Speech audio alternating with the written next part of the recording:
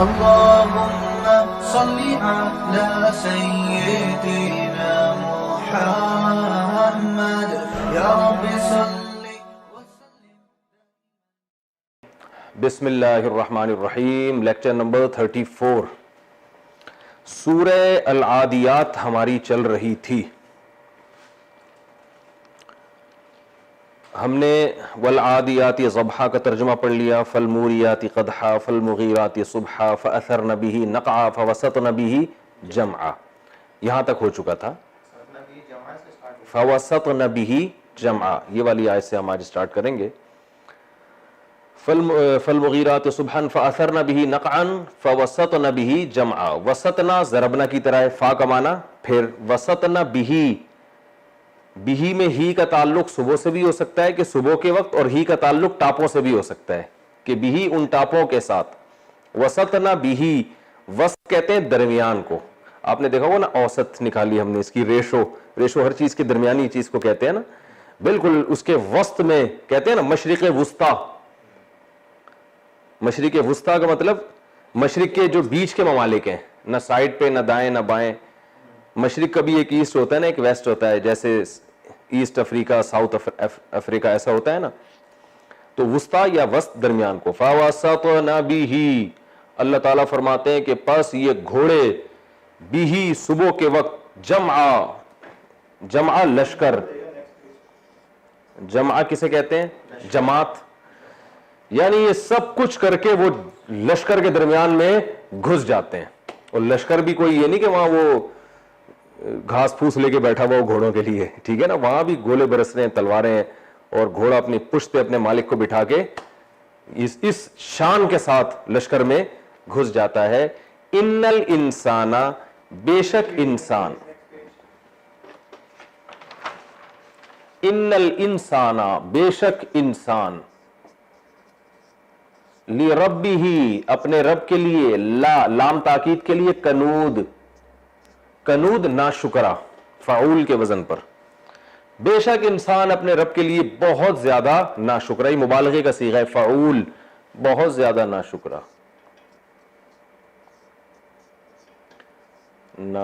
ہے. یہ میں تفسیر میں بتاؤں گا کہ کیسے اس آیت کا قسم اور جواب قسم میں کیسے مناسبت ہے. ان الانسان لربہ لکنود وانہ, اور بے شک وہ انسان, علی ذالک اس بات پر, علی کا معنی پر, ذالک کا معنی یہ, لام کا معنی تاکید, شہید گواہ کو کہتے ہیں. شہید کسے کہتے ہیں؟ شہادت سے ہے نا بھئی, کلمہ شہادت کا بھی تو گواہی دیتا ہے انسان, گواہ. اور بے شک انسان اس بات پر, کس بات پر کہ وہ ناشکر ہے, لشہید, یقیناً گواہ بھی ہے, لام تاکید کے لیے, یقیناً گواہ بھی ہے. وَإِنَّهُ عَلَى ذَلِكَ لَشَهِيدٌ وَإِنَّهُ لِحُبِّ الْخَيْرِ, اور بے شک وہ, لِحُبِّ الْخَيْرِ, لام کا معنی لیے, حب کسے کہتے ہیں؟ محبت کو. حب اردو میں محبت کا لفظ استعمال ہوتا ہے. حب الخیر, خیر سے یہاں خیر کا لفظ قرآن میں مال کے معنی میں بھی استعمال ہوا بہت زیادہ. ویسے تو خیر بھلائی کو کہتے ہیں نا, لیکن انسانوں کی نظر میں بھلائی کیا چیز ہوتی ہے؟ پیسہ. تو یہاں انسانوں کی زبان کی رعایت میں اس کو خیر کہا گیا ہے, کیونکہ یہ جو قرآن نازل ہوا یہ تو عربوں کے کلام میں نازل ہوا نا, تو جو لفظ جس زبان میں جس معنی میں استعمال ہوتا ہے تو قرآن نے بھی اس معنی میں استعمال کیے. تو خیر کا معنی کیا ہے؟ مال. اچھا, حب الخیر کٹ رہا ہے. لحب الخیری, لی کا معنی لیے, حب کا معنی محبت, خیر کا معنی پیسہ مال. لشدید, شدید کا معنی شدید, لام تاکید کے لیے. اور بے شک انسان مال کی محبت کے لیے بہت شدید ہے, روکھڑے کی محبت انسان میں بہت زیادہ ہے. وَإِنَّهُ لِحُبِّ الْخَيْرِ لَشَدِيدٌ أَفَلَا يَعْلَمُ, آ کا معنی کیا, فا کا معنی تو, لا کا معنی نہیں, یعلم یسمع کی طرح جانتا ہے. افلا یعلم اذا, جب, بعثر, یہ دحرجہ کی طرح, یہ باب میں نے پڑھایا نہیں ہے کیونکہ بہت کم استعمال ہوتا ہے, بس آپ اس کو اکریمہ جیسا سمجھ لیں. اکریمہ کا معنی اکرام کیا گیا، بعثر کا معنی زندہ کیا گیا. اذا بعثر جب زندہ کیا جائے گا، زندہ کیا جائے گا. افلا یعلم اذا بعثر ما کا معنی وہ چیز، یعنی ان چیزوں کو. ما فی کا معنی میں، قبور قبروں کو، قبر کی جمع قبور. افلا یعلم تو کیا یہ انسان جانتا نہیں ہے کہ جب زندہ کیا جائے گا ان کو جو قبروں کے اندر ہے. یعنی انسان اس ٹائم کو نہیں جانتا ہے کہ ایک ٹائم ایسا بھی آنے والا ہے کہ جو قبروں میں آج پڑے ہوئے ہیں وہ زندہ کیے جائیں گے. پیج تو ایسے استعمال ہو رہے ہیں جیسے پیجوں کا آپ کا کوئی بزنس ہو. وحصل واو کا معنی اور، حصل حاصل سے نکلا ہے، اردو میں استعمال ہوتا ہے. حصل حاصل. سبح یسبح تو سبح تسبیح کیا گیا، وہ حصل حاصل کیا گیا. وحصل اور حاصل کیا جائے گا ما ان چیزوں کو، فی الصدور صدر سینے کو کہتے ہیں نا، پہلے آ چکا ہے یہ صدوری، میں نے بتایا نہیں تھا وہ کھانسی کا شربت، سینے کا بلغم.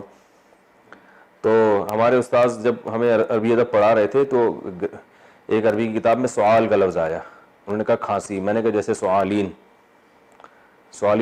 ہمیں تو نہیں پتا تھا سوالین کو کھانسی اس وجہ سے، کھانسی کی دوا ہے نا سوالین. تو جیسے ہی میں نے کہا نا سبق کے دوران جیسے سوالین، تو ہمارے استاذ نے ان سے کہا کہ اس کا دماغ بہت تیز چلتا ہے. کہنے دیکھو اس نے فوراً وہ جو مارکیٹ میں دوا نکل رہی ہے نا، اس نے سوال کے لفظ کو اس پہ جا کے فٹ کر دیا. وَحُصِّلَ مَا فِي الصُّدُورِ اور اب وہ استاذ ابھی موجود ہوتے تو صدور سے میں صدوری بتاتا، بڑے خوش ہو جاتے، کہہ رہے ہیں یار. وَحُصِّلَ مَا فِي الصُّدُورِ اور حاصل کر دیا جائے گا وہ ان چیزوں کو جو سینوں میں ہے. تو سینوں میں راز ہوتے ہیں نا، تو وہ راز حاصل کر دیے جائیں گے، نہیں وہ باہر نکال دیے جائیں گے. کیونکہ ہم تو یہ سمجھتے ہیں کہ ہمارے راز پہ کوئی فاش نہیں ہو سکتا، تو اللہ فرماتے ہیں سینوں میں چھپے راز بھی حاصل کر لیے جائیں گے، یعنی ان کی بھی پوری انکوائری کی جائے گی، وہ بھی باہر نکال لیے جائیں گے. وَحُصِّلَ مَا فِي الصُّدُورِ إِنَّ رَبَّهُمْ بے شک ان کا رب بہم ان انسانوں کے ساتھ یومئذ پہلے کئی دفعہ آ چکا ہے نا، اس کا کیا مطلب ہوتا ہے؟ جس دن ایسا ہوگا. میں نے بتایا تھا یہ لفظ کا معنی رٹ لیں. یوم دن کو کہتے ہیں، اذن جس دن ایسا ہوگا. ان ربہم بہم بے شک ان کا رب اس دن جس دن ایسا ہوگا، بہم ان انسانوں کے ساتھ، لخبیر خوب باخبر ہوگا. لام کا تاکید، خبیر کا معنی باخبر. ان ربہم بہم یومئذ لخبیر. تو یہ تو ہم نے سورہ عادیات کو گرامر کے لحاظ سے حل کیا. اب ہم انشاءاللہ اس کی تفسیر پڑھتے ہیں. ترجمہ میں تو آپ نے پڑھ لیا، اللہ نے اس میں گھوڑوں کی قسم اٹھائی ہے. والعادیات ضبحا قسم ہے ان گھوڑوں کی جو ہانپتے ہوئے دوڑتے ہیں. فالموریات قدحا پھر اپنی ٹاپوں سے چنگاریاں اڑاتے ہیں. فالمغیرات صبحا صبح کے وقت اغارہ ایک اچانک حملہ کرتے ہیں. فاثرن به نقعا ان ٹاپوں کے ساتھ یا صبح کے وقت غبار اڑاتے ہیں. اور فوسطن به جمعا اور پھر صبح کے وقت وہ لشکر میں گھس جاتے ہیں. ان الانسان لربہ لکنود بے شک انسان اپنے رب کا بڑا ناشکر ہے. تو اس کی تفسیر یہ ہے کہ اللہ تعالیٰ نے اس میں گھوڑوں کی قسمیں اٹھائی ہیں اور گھوڑے کی کیفیت کو بیان کیا ہے کہ چاہے وہ کافروں کا گھوڑا ہو یا مسلمانوں کا گھوڑا ہو. حکیم الامہ نے لکھا ہے حضرت مولانا سلوی تھانوی رحمہ اللہ نے کہ اس سے جہادی گھوڑے ہی مراد لینا اس پہ کوئی دلیل نہیں ہے. مطلق گھوڑے ہیں، گھوڑا چاہے کافر کا ہو مسلمان کا ہو ہر ایک کے ساتھ وفا کرتا ہے. تو کافروں کے گھوڑے بھی اسی طرح ہی حملہ کرتے ہیں جیسے مسلمانوں کے. تو اللہ نے ایک مثال دی ہے کہ دیکھو گھوڑے جو ہیں کیسا اپنے مالک کے ساتھ وفا کرتا ہے. گھوڑے کے ذمہ کام کیا ہے کہ اپنے مالک کو پشت پہ بٹھا کے گھمسان کی لڑائی میں جس میں قتل کا پورا خطرہ ہو، اور اس کا منظر اتنا دہشتناک ہوتا ہے کہ آپ دیکھیں نا جانور بھی تو بدک جاتے ہیں نا. ایسا وحشت والا منظر جب بھی کوئی جانور اپنی آنکھوں سے دیکھتا ہے تو وہ بھی بدکتے ہیں. ہم نے تو وہ دیکھا ہے نا کہ کہیں آپ بکری کو لے کے جا رہے ہیں، تھوڑا سا پانی آئے وہ گھبراتی ہے، گدھے کو آپ دھکا دو وہ نہیں جا رہا ہوتا، ٹھیک ہے نا، ایسے گھبرا جاتے ہیں. سب جانوروں میں بھی ایک خوف اللہ نے رکھا ہے. تو شیر کو آپ دیکھ لیں، جب بہت سارے بھینسوں کا جھنڈ آتا ہے تو شیر بھی پتلی گلی سے نکل جاتا ہے، وہ بھی شیر نہیں رہتا. تو سامنے سے تیر برس رہے ہوتے ہیں، تلواریں برس رہی ہوتی ہیں، تو اللہ فرماتے ہیں گھوڑا اپنے مالک کو اپنی پشت پہ بٹھا کے، جو مالک نے کام لگایا ہے کہ بھائی گھمسان کی جنگ میں مجھے لے جا کے ڈال دو، تو گھوڑا کیا کرتا ہے کہ نہ صرف یہ کہ مالک کی اس جو کام مالک نے لگایا اس کو پورا کرتا ہے، بلکہ اس پورا کرنے میں بھی ایک شان کے ساتھ پورا کرتا ہے۔ مشکل کام جب لگایا جائے نا تو کتنی انسان ٹینشن میں آتا ہے، ایسے یوں ٹیڑھا میڑا ہو جائے گا، ہائے یہ کیا مصیبت۔ جیسے آپ بچوں کو صبح اٹھاؤ نا، بولے جاؤ ذرا 3 انڈے لے کر آؤ، صبح سوتے ہوئے اٹھاؤ ناشتے کے لیے، تو کیسے جا رہے ہوتے ہیں نا باتیں بنا کے، اور بڑبڑا بھی رہے ہوتے ہیں، اور یہ کیا مصیبت ہے اٹھا دیا، یہ اس طرح سے ہو رہا ہوتا ہے۔ تو کوئی آدمی گھر آئے اور بیگم اس کو دوبارہ بولے کہ انڈے تو آپ بھول ہی گئے، دہی انڈے دونوں چیزیں گئی تھی، تو کیسے جا تو رہا ہوتا ہے، کیونکہ ظاہر ہے GHQ سے حکم آیا اس کو، لیکن کیسے منہ بڑبڑاتا ہوا جا رہا ہوگا نا۔ تو اطاعت کا ایک طریقہ یہ ہوتا ہے، اور ایک طریقہ یہ ہوتا ہے اس شان کے ساتھ کہ ہانپتے ہوئے جا رہے ہیں، اور ایسی شان کے ساتھ کہ ٹاپوں سے چنگاریاں اڑا رہے ہیں اور غبار اڑا رہے ہیں، اور جو ہے نا صبح کے وقت بھی حملہ کر رہے ہیں۔ صبح کے وقت، صبح بھی ایک چستی کی علامت ہے، ورنہ جتنے قوم میں پوستی ترین لوگ ہیں ان کا تو ناشتہ دوپہر 2 بجے ہو رہا ہوتا ہے۔ تو صبح کا ہونا بھی ایک چست ہونے کی علامت ہے کہ صبح کے وقت وہ حملہ کرتے ہیں، اور فوسطن به جمعا، جماعت کے بیچ میں گھستے ہیں۔ ورنہ انسان کو جب اتنے تیر آ رہے ہوں، تلوار آ رہے ہوں، تو وہ کوشش کرتا ہے چلو حملہ بھی کرنا ہے تو سائڈوں سے چلا جاؤں میں، لیکن اللہ فرماتا ہے گھوڑا یہ نہیں کرتا۔ گھوڑا کہتا ہے بھائی جہاں مالک لے کے جا رہا ہے تو جہاں جا رہا ہے وہیں گھسوں گا۔ تو اللہ فرماتے ہیں کہ یہ گھس جاتا ہے، تو اس سے پتہ چلتا ہے کہ بے شک انسان اپنے رب کا بڑا ناشکر ہے، کیونکہ گھوڑا اپنے مالک کے ساتھ جو وفا کر رہا ہے، جتنا گھوڑے کا اپنے مالک کے ساتھ تعلق ہے اس سے زیادہ تعلق انسان کا اپنے خالق کے ساتھ ہے، لیکن انسان اپنے خالق کے ساتھ اس طرح سلوک نہیں کرتا۔ اسے اللہ نے نماز کا حکم دیا، کیسے سستی کرتا ہے، روزے کا حکم دیا، کیسے سستی کرتا ہے، والدین کی اطاعت کا حکم دیا، کیسے سستی کرتا ہے۔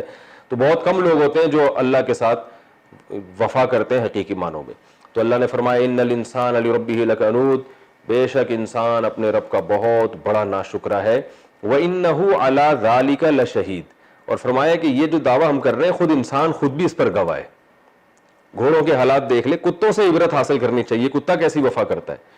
تو اللہ فرماتے ہیں خود انسان اس پر گواہ بھی ہے۔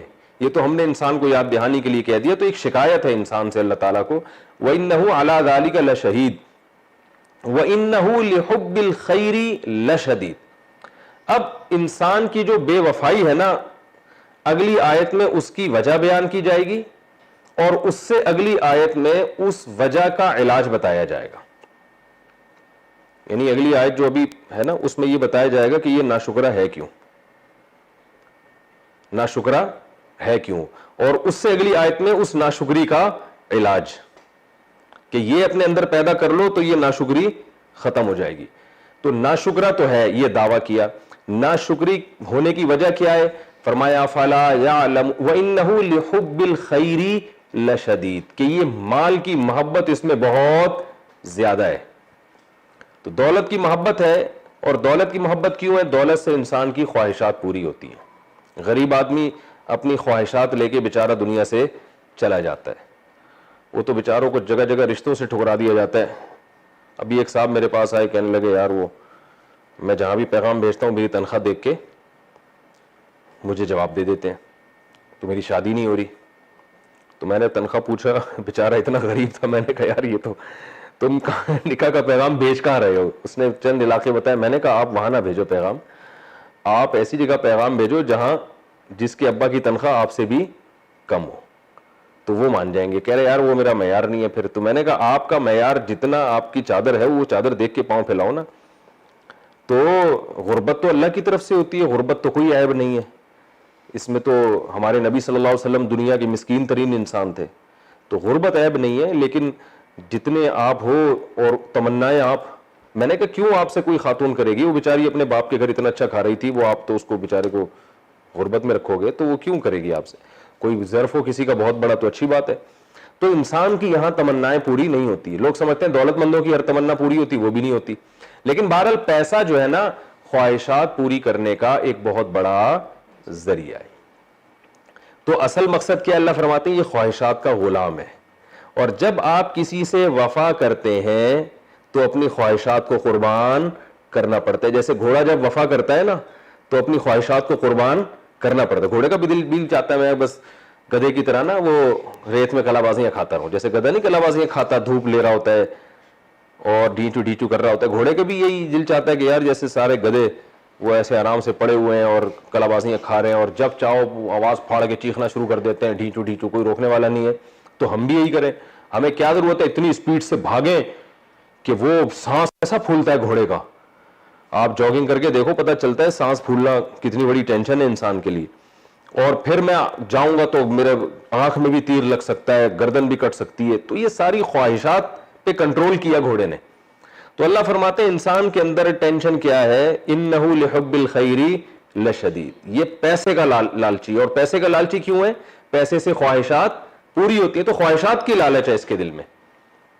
تو یہ خواہشات اس کو خدا کی غلامی سے روکتی ہیں. خواہشات زنا بھی کرواتی ہیں, خواہشات کہتی ہیں سود بھی کھاؤ, خواہشات کہتے ہیں بوڑھے ابا کو اولڈ ہوم میں جمع کرا دو, خواہشات کہتی ہیں بیوی کے ساتھ وفا نہ کرو, عورت شوہر کی کڑوی کسیلی برداشت نہ کرے, جو رشتہ داریاں ٹوٹ رہی ہیں, جو اللہ کے ہر طرح سے حق تلفی ہو رہی ہے, تو اس کی بیسک وجہ ہے خواہشات. اور خواہشات چونکہ پیسے سے پوری ہوتی ہیں, یعنی بڑی وجہ پیسہ ہے, تو اس لیے ساری دنیا کس کے پیچھے بھاگ رہی ہے؟ پیسے کے. ہم نے تو دیکھا ہے زیادہ تر جو غیر مسلم ہے نا وہ تو بہت ہی پیسے کو خدا سمجھتے ہیں, وہ تو ہر چیز میں ہی بس پیسہ, ان کو پتا ہے بھائی ہر چیز پیسے سے پوری ہو رہی ہے. تو اللہ نے فرمایا انہ لحب الخیر لشدید, پیسے کو بے پناہ محبت ہے. اب آگے اللہ علاج بتا رہے ہیں, افلا یعلم اذا بعثر ما فی القبور, اس کو معلوم نہیں ہے کہ جب مردوں کو بھی قیامت کے دن زندہ کیا جائے گا. تو یعنی یہ بتایا جا رہا ہے کہ بھئی یہ دنیا مسافر خانہ ہے, ہمیشہ رہنے کی جگہ نہیں ہے. ایک وقت آئے گا قبر میں جاؤ گے اور پھر ایک وقت آئے گا قبر سے نکلو گے.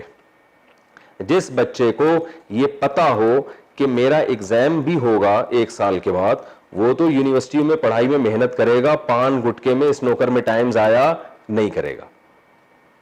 آج میں ایک بچے سے پوچھ رہا تھا کہ لاک ڈاؤن میں سنا ہے آپ کچھ بھی نہیں کر رہے, ساری پڑھائی چھوڑ دیے, سنا ہے سارا دن پب جی اور کمپیوٹر کھیلتے رہتے. اس نے کہا مسکرا کے کہا, میں نے کہا ماشاءاللہ فیوچر آپ کا امید ہے کہ بہت ہی اچھا ہوگا. تو ہنسنے لگا. ٹھیک ہے نا. تو اب اگر یہ سارا سال ہی ضائع کر دے کوئی انسان گھر میں بیٹھ کے, بچے پڑھے نہیں اور جو جاب کرنے والے ہیں وہ بھی نہ جائیں اور زندگی اسی طرح گزاریں, تو وقتی مزے تو بہت حاصل ہوں گے لیکن یہ مزے تھوڑے دنوں میں تباہ ہو جائیں گے, برباد ہو جائیں گے. کوئی بھی ماں باپ بھی قبول نہیں کرتے پھر ایسے بچوں کو, دھکے دے کے نکال دیتے ہیں. بھائی کیا ہم تو کہ کھلانے کی مشین ہے. تو بیائی نہیں, یہی حال انسان کی یہی حالت آخرت کے معاملے میں, کہ اللہ فرماتے ہیں اسے پتا نہیں ہے کہ ایک دن قبر بھی ہے اور ایک دن قبر کے بعد اٹھنا بھی ہے, حساب دینا پڑے گا. تو یہاں اگر تم نے صرف دولت سمیٹنے میں اور عیاشی میں ٹائم گزار لیا تو فیوچر تمہارا کیا ہو جائے گا؟ تباہ ہو جائے گا. تو افلا یعلم اذا بعثر ما فی القبور, اسے معلوم نہیں ہے کہ قبروں میں ایک دن زندہ کر کے اٹھایا جائے گا. وحصل ما فی الصدور, اور ایسا حساب ہوگا کہ ظاہری اعمال تو دور کی بات, سینوں کے بھیدوں کو بھی جو ہے نا ظاہر کیا جائے گا. اگر دل میں کسی غلط خیال تمہارے آیا اور عزم کیا تم نے برائی کا, ایک تو ہوتا ہے نا وسوسہ آنا, خیال آنا, وہ تو اللہ نے معاف کیا ہے. دل میں عزم کیا کہ میں یہ کام کروں گا اور اگر مجھے اللہ نے طاقت دی اور وہ برائی کا کام تھا, تو اس عزم پہ بھی انسان کو گناہ ملتا ہے. تو ایسے پر بھی اللہ تعالیٰ فرماتے ہیں کہ وہ بھی سامنے آئیں گے, ان کو بھی ترازو کے پلڑے میں رکھا جائے گا. تو اتنا سخت جس کا حساب و کتاب ہونے والا ہو اس پہ ناشکری سوٹ نہیں کرتی. تو یہ اس کا علاج بتایا گیا. وَحُصِّلَ مَا فِي الصُّدُورِ إِنَّ رَبَّهُمْ بِهِمْ يَوْمَئِذٍ لَخَبِيرٌ, فرمایا جس دن ایسا ہوگا تمہارا رب تم سے بہت باخبر ہوگا. یعنی اب بھی باخبر ہے, اس وقت بھی باخبر ہوگا. تو سب پتا ہوگا کہ کون کیا کارنامے کر کے آیا ہے. تو اسی حساب سے پھر تمہیں وہاں سزا اور جزا دی جائے گی. تو خلاصہ اس صورت کا یہ نکلا کہ اللہ تعالیٰ نے گھوڑوں کی قسم اٹھائی اور قسم اٹھا کے یہ ثابت کیا کہ انسان ناشکرا ہے. پھر ناشکری کی وجہ بیان کی کہ دل میں دولت کی محبت ہے, اور اس دولت کی محبت کو ختم کرنے کا طریقہ بتایا آخرت کا استحضار. تو اس سے ہمیں پتہ چلتا ہے کہ ایک تو پیسے کی محبت دل سے کم کرنی چاہیے. کیسے کم کرنی چاہیے؟ علماء کہتے ہیں صدقات و خیرات خوب کرو. جب پیسہ جیب سے نکلے گا نا تو دل میں دولت کی محبت کم ہوگی. دوسرا اس طرح سے بھی کہ روزانہ 24 گھنٹے میں کچھ ٹائم نکال کے یہ اپنا یعنی مراقبہ کرنا چاہیے کہ بھائی ایک دن میں مروں گا. آج میں نے عصر کے بعد ایک جنازہ پڑھایا, وہ 45 سال کا کے صاحب تھے جن کا جنازہ تھا, جوان لڑکا, اچانک ہارٹ اٹیک ہوا, مر گیا. ابھی 1 گھنٹہ پہلے کی بات ہے.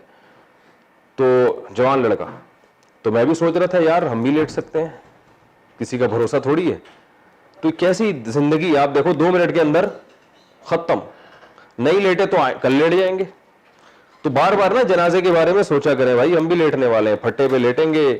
ہم جب مفتی رشید احمد صاحب سے بیعت ہوئے تو ان کی سب سے پہلی نصیحت یہ تھی کہ روزانہ رات کو تھوڑی دیر یہ سوچنا ہے کہ ایک دن پھٹے پہ لیٹنا ہے, ٹھیک ہے نا. پھٹے پہ لیٹے ہوئے ہوں گے, لوگ غسل دے رہے ہوں گے اور ہم ہل بھی نہیں سکتے ہوں گے, پھر جنازے کی چارپائی اٹھائی جائے گی اور قبر میں لے جا کے ڈال دیا جائے گا. تو یہ انسان سوچتا رہے تو پھر دنیا اس کو مسافر خانہ ہی لگتی ہے کہ یار یہ ٹریولنگ میں ہے, یہ اصل رہنے کی جگہ نہیں ہے. تو یہ جتنا انسان سوچے گا تو لائن پہ آئے گا انشاءاللہ. کافر اسی چیز کو بھول جاتا ہے, موت کو بھول جاتا ہے. اللہ تعالیٰ سمجھنے کی, عمل کی توفیق عطا فرمائے. اس کے بعد انشاءاللہ ہم اگلی سورت شروع کرتے ہیں, سورہ القاریعہ. تو پہلے ہم گرامر کے لحاظ سے اس کو حل کرتے ہیں اور پھر انشاءاللہ اس کی تفسیر.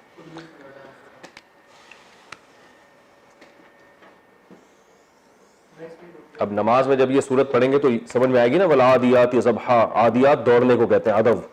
واسع خان, سمجھ میں آ رہا ہے؟ تم مشہور کرا دیا میں نے تمہارے کو پوری دنیا میں. لوگوں نے کمنٹ نیچے لکھے ہوتے ہیں واسع خان کو دکھاؤ تو صحیح. یار تم دکھا تو دو اپنے آپ, کھڑے ہو شاباش, کیمرے میں دکھاؤ اپنے آپ.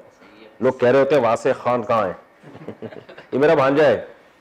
چلو یہ دیکھو واسع خان, شاباش شاباش شاباش. ادھر آؤ, واسع خان کو دیکھ لو, یہ ہمارا بھانجا ہے واسع خان. او بھائی سوشل ڈسٹینس کے ساتھ. وہ رافع خان آئے, یہ رافع خان, یہ رافع خان, یہ ان کے بڑے بھائی ہیں واسع خان کے. چلو بھائی شاباش شاباش. چلیں اچھا, عثمان بھائی کی بھی زیارت کرانی ہے. سارا سیٹ اپ جو شروع کروایا نا تفسیر کا, یہ جتنا چل رہا ہے یہ سارا عثمان بھائی کا کیا کرایا ہے. مجھے گن پوائنٹ پہ مجبور کرنے والے اس تفسیر کے لیکچر کے عثمان بھائی ہیں. تو ورنہ مجھ سے کوئی کام لینا آسان کام نہیں ہے. انہوں نے پیچھے پڑھ کے یہ تفسیر کا گرامر کا لیکچر شروع کرایا. پھر پورا مینجمنٹ ساری عثمان بھائی کی ہے جو بیٹھے ہوئے. یہ میری جو ویب سائٹ بنانے والے یہی ہیں عثمان بھائی, جو پہلے مجھے انٹرنیٹ پہ لانے والے یہ ہیں. صحیح ہے نا. اچھا بھائی آگے چلتے ہیں. سورہ القاریعہ. بسم اللہ الرحمن الرحیم. القاریعہ, یہ صیغہ تو آپ کو پتا ہوگا ضاربتن کی طرح. قرع کا معنی ہوتا ہے ضربہ کی طرح, دروازہ کھٹکھٹانا.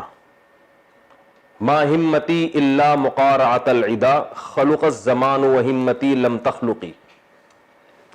شاعر کہتا ہے کہ نہیں ہے میری ہمت, یعنی میرے ارادے نہیں ہیں, الا مقارعۃ العدا, سوائے اس میرا کام 24 گھنٹے یہ دشمنوں کے دروازے جا کے کھٹکھٹانا, ٹھک ٹھک ٹھک ٹھک. لوگ تو دشمن کو دیکھ کے بھاگتے ہیں نا, تو شاعر کہہ رہا ہے میرا تو کام ہی یہی ہے کہ کہیں دشمن نظر آئے تو دروازہ جا کے نوک کرتا ہوں میں.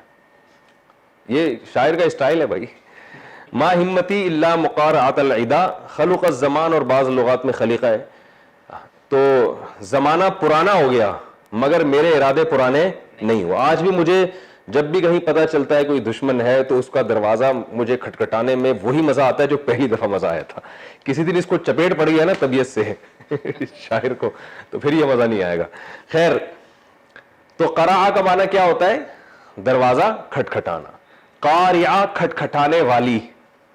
القاریعہ, اللہ فرماتے ہیں کھٹکھٹانے والی. کھٹکھٹانے کو اردو میں, انگلش میں تو نوک کرنا کہتے ہیں, لیکن یہ نوک کا لفظ اس کے لیے بہت ہلکا ہے. نوک تو ایسے ہوتا ہے ٹک ٹک ٹک تمیز سے.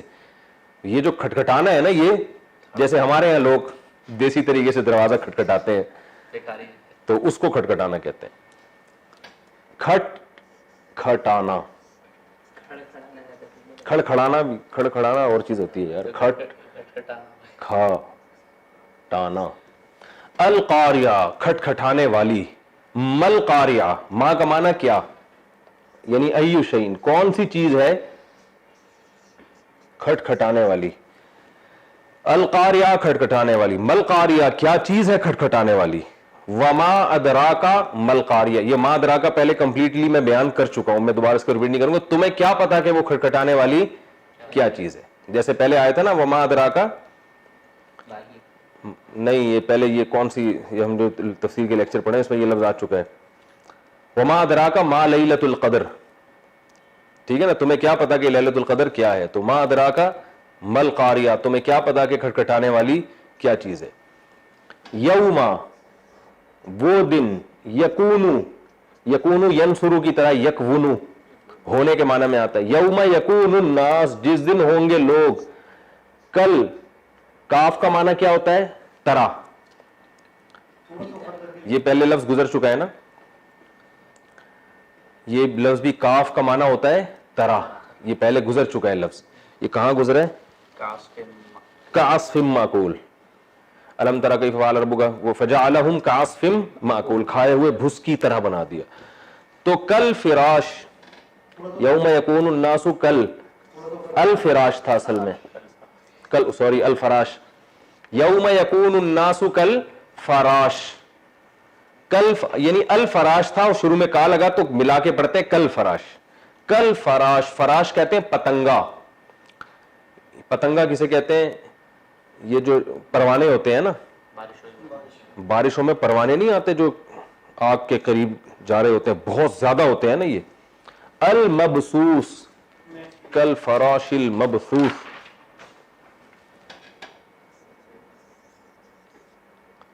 المبسوس المقتول کی طرح, المبسوس المقتول کی طرح. مقتول قتل کیے گئے, مبسوس پھیلائے گئے. یہ اردو میں استعمال ہوتا ہے بس, بس عربی میں کہتے ہیں بسا تھا, باسا تھا, ضربہ کی طرح پھیلانا. سورہ واقعہ میں آتا ہے نا وہ کیا ہے, اذا وقت الواقعۃ لیس وقت وکاذبہ خافضۃ رافعہ اذا رجت الارض وبست الجبال بسا, پہاڑوں کو پھیلا دیا جائے گا, بسا پھیلانا. المبسوس پھیلائے گئے,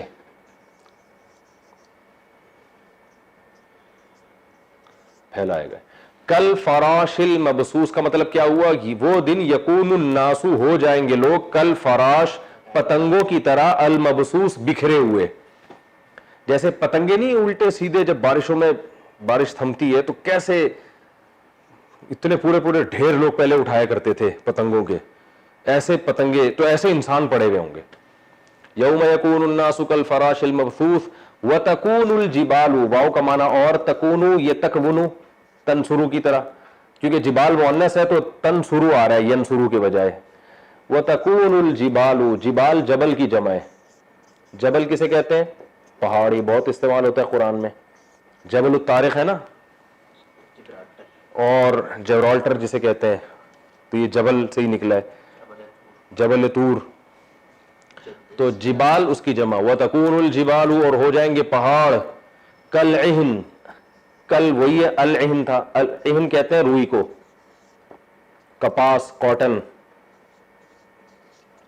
المنفوش,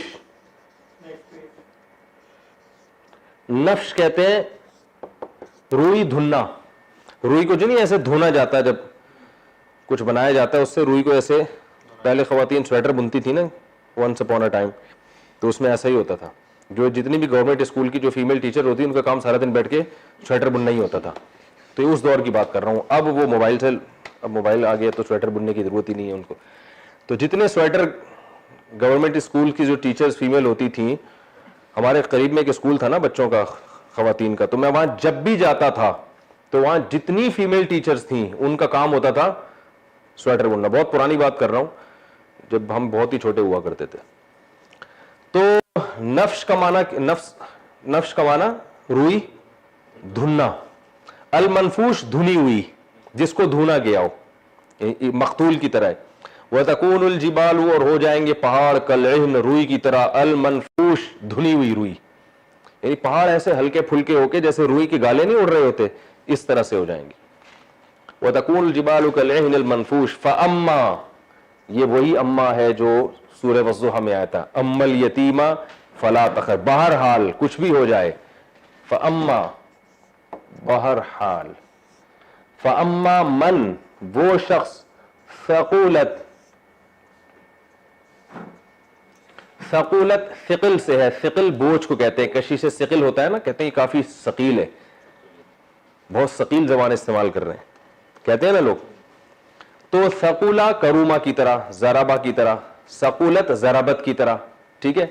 فاما من ثقولت, وہ شخص کے بوجھل ہو گئے, موازینہ, موازین وزن, وزن کی جمع موازین, میزان کی جمع موازین آتی ہے. میزان کہتے ہیں ترازو کو, اس میں ویٹ ہوتا ہے نا, تو اس کی جمع کیا آتی ہے؟ موازین. من ثقولت موازینہ, وہ شخص کے جس کے ترازو بوجھل ہو گیا. مراد نیکیوں کا ترازو ہے. جس کا ترازو کیا ہو گیا؟ بوجھل ہو گیا. جس کا وزن بھاری ہو گیا. فہوا تو ہوگا وہ شخص فی کا معنی معیشہ، عیشت زندگی کو کہتے ہیں. معیشت کا لفظ ہوتا ہے نا استعمال، معیشت یعنی وہ چیز جس سے ہماری زندگی چل سکے. معاشی ترقی، عیش بھی اسی سے نکلا ہے، بڑے عیش میں ہے بھائی، یعنی خوب لائف کو انجوائے کر رہا ہے. عیاشی بھی اسی سے. فہو فی عیشۃ وہ ایک زندگی میں ہوگا راضیہ. راضیہ ضاربۃ کی طرح راضی. راضی کسے کہتے ہیں؟ جو خوش ہو آپ سے. ایسی زندگی میں ہوگا جو زندگی کیا ہوگی؟ خوش ہوگی، خوش ہونے والی زندگی خوش ہوگی. فہو فی عیشۃ راضیہ. واما وہی من وہ شخص خفت، خفت اصل میں تھا خافافت. خافافت نظر نہیں آ رہا تو سمجھ میں تو آ رہا ہے نا. خافافت خفیف سے نکلا ہے، ہلکے کو کہتے ہیں نا، بڑے خفیف سے انسان ہے وہ. خفت، مجھے خفت محسوس ہو رہی ہے. کیا مطلب؟ مجھے لگ رہا ہے کہ مجھے ہلکا سمجھا گیا ہے. کہتے ہیں نا یار کچھ تخفیف کر دیں اس میں، یہ اردو میں استعمال ہوتے ہیں. تخفیف کا لفظ ہوتا ہے نا استعمال، خفیف ہلکا سا. تو خفت اصل میں تھا ضربت کی طرح. خفافت تو دو ایک جیسے حرف ہیں تو ملا دیا خفت. واما اور وہ شخص من کہ جو خفت موازینہ جس کے وزن ہلکے ہو گئے. فامہ تو بے شک ام کہتے ہیں ہر چیز کی اصل کو. ماں کو بھی اسی لیے کہتے ہیں عربی میں کہ وہ بچے کی اصل ہوتی ہے، جہاں سے بچہ دنیا میں آیا ہوتا ہے، جو اس کی پیدائش کا ذریعہ بنی ہوتی ہے. ورنہ کا اصل معنی کیا ہے؟ اصل، کسی بھی چیز کی اصل کو. ٹھکانے کو بھی کہتے ہیں کیونکہ وہ انسان کی کیا ہے؟ اصل ہے، وہاں سے نکلتا ہے. بھائی دیکھو آپ کو ایک آدمی کبھی وہاں بیٹھا ہوا نظر آ رہا ہے، کبھی وہاں بیٹھا نظر آ رہا ہے، آپ کہتے ہیں یار تمہارا اصل ٹھکانا ہے کدھر؟ پتہ ہی نہیں چلتا. کبھی درخت کے نیچے بیٹھے ہو، کبھی انڈا موڑ پہ بیٹھے ہو، تو بتاتا ہے بھائی میرا اصل ٹھکانا تو ہے گرو مندر پہ. تو مطلب کیا ہے کہ ٹھکانے کا مطلب بھائی گھوم پھر کے بالآخر میں نے جانا وہاں ہوتا ہے. میں جہاں بھی بیٹھتا ہوں تو نکلتا وہاں سے ہوں میں، اس کو ٹھکانے کو کہتے ہیں. تو فَأُمُّهُ کا مطلب یہاں پر کیا ہوگا؟ اس کا ٹھکانہ، یعنی بہرحال اس نے لوٹ کر کہا نا ادھر ہی. فَأُمُّهُ جس کے وزن کا ترازو کم ہو گیا. فَأُمُّهُ تو بے شک اس کا ٹھکانہ ہاویہ. ہاویہ جہنم کی ایک وادی ہے، اللہ سب کو بچائے. فَأُمُّهُ ہاویہ تو اس کا ٹھکانہ کیا ہے؟ ہاویہ ہے. اور ہوا یہوی کا معنی ہوتا ہے گرنا، لڑکنا. تو ہاویہ لڑکنے والی، یعنی وہ کوئی بھی چیز اس میں گرے گی نا وہاں پہ تو اس لیے اس بہت گہرائی میں ہے وہ جہنم، تو اس لیے اس کا نام کیا ہے؟ ہاویہ. لیکن آپ کو اس کی ضرورت نہیں ہے، بس آپ یہ نام یاد رکھیں، ہاویہ جہنم کی ایک وادی ہے. وما ادراک ما ہی، ہاں فَأُمُّهُ ہاویہ تو اس کا ٹھکانہ کیا ہے؟ ہاویہ ہے. وما ادراک اور تمہیں کیا معلوم؟ ما ادراک تو آسان ہے. ما ہیا اصل میں تھا ما ہی. ما کا معنی کیا چیز ہے؟ ہیا کا معنی یہ ہیا ہوا کا معنی وہ، اور ہیا کا معنی ایک عورت کے لیے استعمال ہوتا ہے نا. تو یہ چونکہ مؤنث ہے، آخر میں جو ہا لگی ہے نا یہ ہائے وقف کہلاتی ہے. ٹھیک ہے نا؟ بس یوں سمجھ لیں کہ کلام کے وزن کو برقرار رکھنے کے لیے یہ استعمال یہاں پر ہو رہی ہے. وما ادراک ما ہیا جب عربی میں وقف کرتے ہیں تو بعض دفعہ ہا بھی لگا دیتے ہیں آخر میں. ٹھیک ہے نا؟ تو فَأُمُّهُ ہاویہ تو اس کا ٹھکانہ جہنم کی وادی ہے. وما ادراکا تمہیں کیا پتا؟ ما ہیا یہ جہنم کی وادی کیا چیز ہے؟ نارن آگ ہے، حامیہ جلنے والی، گرم. حامیہ یہ بھی اس میں فاعل ہے، گرم ہونے والی، یعنی گرم آگ. یہ آگ ہے گرم جس میں ان کو ڈالا جائے گا. تو یہ تو اس کا میں نے تھوڑی سی گرامر بتا دی. اس کی تفسیر بہت آسان ہے، مختصر ہے، 5 منٹ میں ہو جائے گی انشاءاللہ. القاریات اچھا ہر سورت کا شان نزول نہیں ہوتا. لوگ پوچھ رہے ہوتے ہیں اس کا شان نزول کیا ہے. بس شان نزول یہی ہے کہ اللہ نے عبرت کے لیے ایک چیز نازل کی ہے، بتانے کے لیے قیامت کی ہولناکیاں بیان کی ہیں. کیونکہ مکی صورتوں میں زیادہ تر آخرت کی چیزیں زیادہ ہیں، تاکہ انسان پہلے آخرت پر یقین مضبوط ہوگا تو پھر اعمال کے لیے تیار ہوگا نا، پھر آگے حکام نازل ہوں گے. القاریات ملقاریہ اللہ فرماتے ہیں کہ کھٹکھٹانے والی، یعنی یہاں مراد ہے کانوں کو کھٹکھٹانے والی. مل قاریہ، تمہیں کیا معلوم کہ وہ قاریہ کیا چیز ہے. وما ادراک مل قاریہ، پھر اللہ فرماتا تمہیں کس نے بتایا کہ قاریہ کیا، یہ تمہیں کیا پتا کہ وہ قاریہ. یہ 3 دفعہ جو تکرار کیا گیا نا اس کی شان کو بیان کرنے کے لیے. تو یہ کوئی یعنی وہ کھٹکھٹانے والی چیز معمولی نہیں ہے، کیونکہ جب سور پھونکا جائے گا اور جو تباہی ہوگی تو انسان کے کانوں کو وہ دستک دے گی اور انسانوں کے کانوں کو کھٹکھٹائے گی، وہ دستک دے گی. جیسے کوئی دشمن دروازے پہ آ کے جب دستک دیتا ہے تو کیسے کانپ اٹھتے ہیں نا.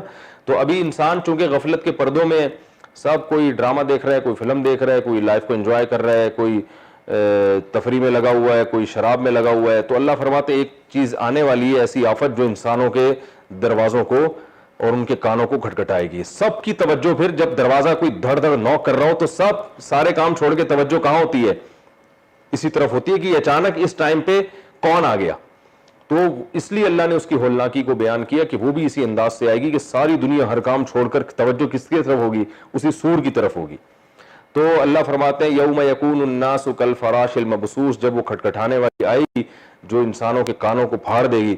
تو یوم یکون الناس، یہ وہ دن ہوگا جب لوگ کالفراش المبثوث، بکھرے ہوئے پتنگوں کی طرح ہوں گے. اتنی بڑی دنیا میں پہلا سور جب اسرافیل علیہ السلام اس سور میں پھونک ماریں گے تو اتنی بڑی تباہی آئے گی، جو آواز کی طاقت سے نا زلزلہ آئے گا زمین میں، اور اتنی بڑی تباہی آئے گی. انسان ایسے مریں گے، بہت کثرت سے آبادی ہوگی، ایسے مرے پڑے ہوئے ہوں گے جیسے پتنگے بارشوں میں. ہم نے تو بچپن میں دیکھے اتنے بڑے بڑے ڈھیر پتنگوں کے، صبح کے وقت کیسے وہ رات کو شمع جلتی تھی تو مرتے ہیں نا وہ اس پہ آ کے، اور کوئی پاؤں کے نیچے آ رہا ہے، ایسے ڈھیر لگ جاتے ہیں. تو انسانوں کے بھی ایسے لاشوں کے ڈھیر لگے ہوئے ہوں گے. یوم یکون الناس کالفراش المبثوث وتکون الجبال کالعہن المنفوش. دنیا میں سب سے زیادہ طاقتور اور مضبوط چیز پہاڑ سمجھا جاتا ہے. پہاڑوں کی ہسٹری بہت پرانی ہوتی ہے. آپ کوئی گھر دیکھیں تو اس کی ہسٹری ہوگی 100 سال 200 سال، 200 سال کے بعد وہ آثار قدیمہ میں، 100 سال کے بعد آثار قدیمہ میں آ جائے گا. لوگ خوش ہوتے ہیں بھائی 2000 سال 3000 سال، اور یہ پہاڑ کیا ہیں 20-20 ہزار سال پرانے ہیں، بعض ہو سکتا ہے لاکھوں سال پرانے ہوں. تو جب سے بنے اپنی جگہ پر پڑے ہوئے، ان کی جڑیں زمین میں زیادہ ہوتی ہیں، جتنی ہائٹ ہوتی ہے نا پہاڑ کی جڑ اس سے زیادہ زمین کے اندر ہوتی ہے. اس لیے قرآن میں پہاڑوں کو کیلوں سے تعبیر کی ہے، کیل اوپر کم ہوتی ہے نیچے زیادہ ہوتی ہے. تو اللہ فرماتے ہیں یہ اتنے مضبوط پہاڑ جو ہے نا وہ آواز کی ایسی طاقت ہوگی کہ تمہیں ایسے لگے گا جیسے روئی ہے جس کے گالے ہوا میں اڑ رہے ہیں. وتکون الجبال کالعہن المنفوش. اور یہ سب کچھ اللہ اس لیے تباہ کرے گا کہ اب جو آزمائش کا ٹائم تھا ختم ہو گیا، اب رزلٹ کا ٹائم ہے. تو یہاں دوسرے سور کا تذکرہ نہیں ہے، لیکن احادیث میں اور قرآن میں دوسرے مقام پر آتا ہے کہ دوسرا سور پھونکا جائے گا، اس کے بعد مردے قبروں سے اٹھیں گے اور پھر اللہ تعالیٰ کیا کریں گے کہ اعمال تولے جائیں گے. فاما من ثقلت موازینہ، جس کی نیکیاں بڑھ گئیں، بوجھل ہو گئیں، فہو فی عیشۃ راضیہ، وہ ایک ایسی زندگی میں ہوگا کہ زندگی اس سے خوش ہوگی. یہ مبالغہ ہے، اصل میں تو انسان زندگی سے خوش ہوتا ہے نا، لیکن اللہ فرماتے ہیں زندگی خوش. یعنی زندگی خوش یہ تعبیر اس لیے ہے کہ اس کی ہر چاہت پوری ہوگی. دنیا میں آپ کوئی دیکھیں نا، کوئی بہت ہی ہر کام اس کا پورا ہو رہا تو ہم کہتے ہیں یار اس کی تو لائف اس سے لگتا ہے خوش ہو گئی ہے، کہتے ہیں نا یار اس کی تو زندگی اس پہ بڑی مہربان ہو گئی ہے، کہتے ہیں نا، حالانکہ زندگی تھوڑی کسی بھی مہربان ہوتی ہے. تو یہ قرآن کا ایک یعنی تعبیر ہے کہ جو بہت جو آدمی خوش ہوتا ہے تو ہم کہتے ہیں زندگی ہی اس پر مہربان ہو گئی ہے. تو اللہ فرماتے ہیں اس کی زندگی اس سے خوش ہوگی، یعنی ایسا لگے گا کہ جیسے جو یہ چاہ رہا ہے اس کی لائف اس کی چاہت کو پورا کر رہی ہے. تو پورا تو اللہ ہی کر رہا ہوگا اور یہ زندگی سے خوش ہوگا. فہو فی عیشۃ راضیہ واما من خفت موازینہ، اور جس کے جو وزن ہے وہ ہلکا ہو گیا، فامہ ہاویہ، اس کا ٹھکانہ ایک جہنم کی وادی ہے. وما ادراک ما ہی، تمہیں کیا پتا وہ وادی کیا چیز ہے؟ نار حامیہ، ایک آگ ہے جلنے والی. تو آخرت کی کامیابی بھی بہت بڑی کامیابی اور ناکامی بھی بہت بڑی ناکامی. تو معاملہ اتنا ہلکا نہیں ہے آخرت کا جتنا ہم سمجھتے ہیں، اور وہ سارا مدار قرآن سے یہ پتہ چلتا ہے اعمال پر. اس میں کہیں بھی نہیں ہے کہ جو 27ویں رات کو مر گیا فہو فی عیشۃ راضیہ، کہ وہ ہمیشہ کی جنت میں داخل ہوگا، اور جس کا 27ویں رات کو انتقال نہیں ہوا، لیٹرین میں انتقال ہو گیا کسی کا. ہمارے یہاں اس پر بھی معیار ہوتا ہے کہ وہ چونکہ وہ ٹرین کے نیچے آگے مرے ہیں تو بری موت ہے تو جہنم میں جائیں گے، حالانکہ ایسا کچھ نہیں ہے. یا وہ موشن زیادہ ہوئے تھے ان کو جلاب سے موت ہوئی ہے تو بری موت ہے، یہ ایسا کچھ بھی نہیں ہے. تو اعمال پر مدار ہے. البتہ پیغمبروں کو اللہ تعالیٰ ایسی موت سے بچاتے ہیں جو ان کی شان کے خلاف ہو.